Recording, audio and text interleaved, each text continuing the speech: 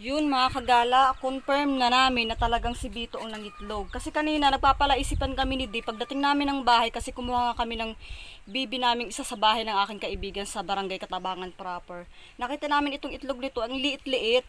Nagpapalaisipan pa kami kung ano to. Tinanong ko pa sa kuya ko, sabi ng kuya ko, baka daw ito ay itlog ng lalaking bibi namin kasi daw ang itlog ng lalaking bibi minsan daw ay nangingitlog din. Kaya lang takang-taka naman kami ni Di. Sabi ko bakit sobrang napakaliit. Tapos ngayon si D, habang pumunta siya dun sa kulungan ulit namin kasi naglagay siya ng tubig ng mga bibi, saka tubig na rin para sa inumin ng mga manok.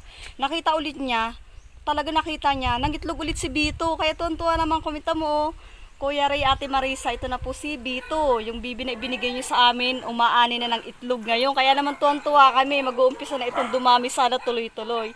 At si D nga, ayun, paparating na siya, pauwi na, kumuha siya ng mga dayami para gawa namin ng paitlogan talaga si Bito. Kasi para mas komportable siya sa kanyang pangingitlog.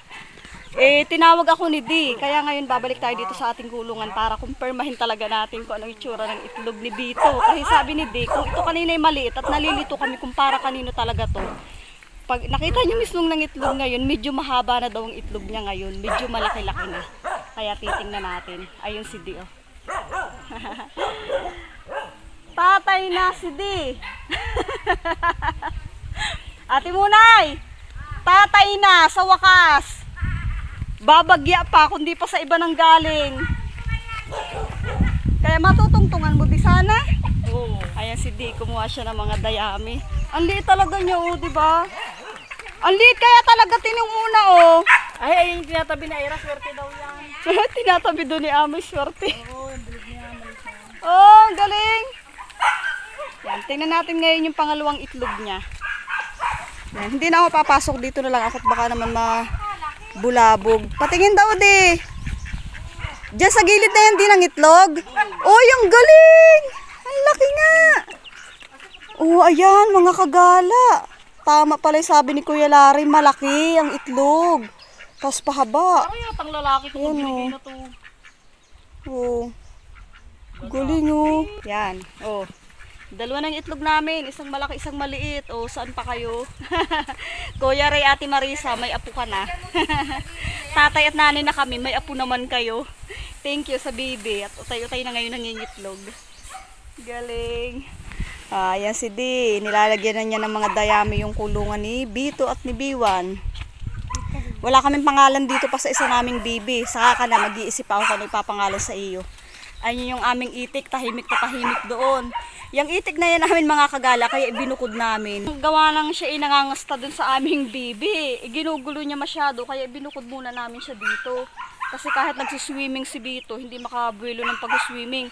Kinakastahan niya kahit nasa tubig. Kaya masyado nagugulo, nilipat muna namin doon si Pame pangalan namin dyan.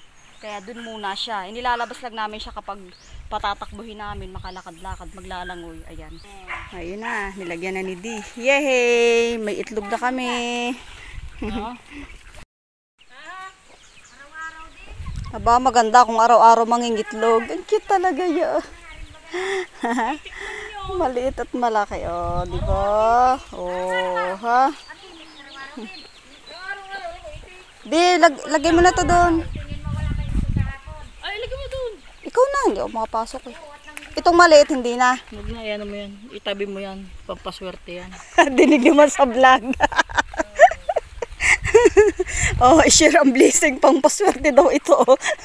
Kaya pag kayo umanak ang inyong bibi, nagitlog ang inyong bibi, itabi nyo kapag maliit. Ika naman ang iba eh, magsikap kayo, hindi sa itlog.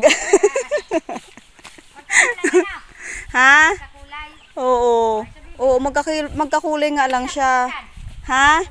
Dito lang oh. Nandito oh. Hindi kahapon wala pa eh. Gawa nag-ayos pa kami nito kahapon oh. Nakakalabas ang baby man. Oo, sadyang sila. Nakakalabas talaga sila. Papunta dito. Ngayon ko lang ikinulong. Ito lang talagang itik ang hindi. Nakita ko kanina, parang nagyuyuk-yuk. Naglilinis ng mga lupa. Yun pala, kaya pala naglilinis. Ito, Ganun na. ito yung kinakahig yan. Yung kinakahig niya kanina. Laki ba? Kaya nga. Di lalo na yung gansa. Ang Dito laki. daw ni Di kanina nakita nagkakahig si Bito. Tapos pagbalik namin, nandito na yung itlog niya, oh.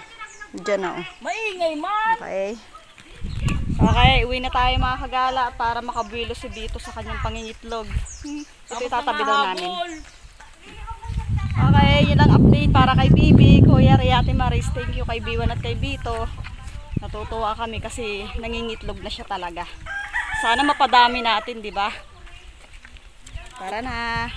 Ayan, ang aming halaman mga kagala, ang aming ampalaya, may buko na, pera usog, pera bati. Yan oh, may buko na siya. Oh, di ba? Kahit mainit, nasyatsyaga din talaga namin diligan ng diligan. Sabi nga, tsaga-tsaga lang kasi mahal ang gulay.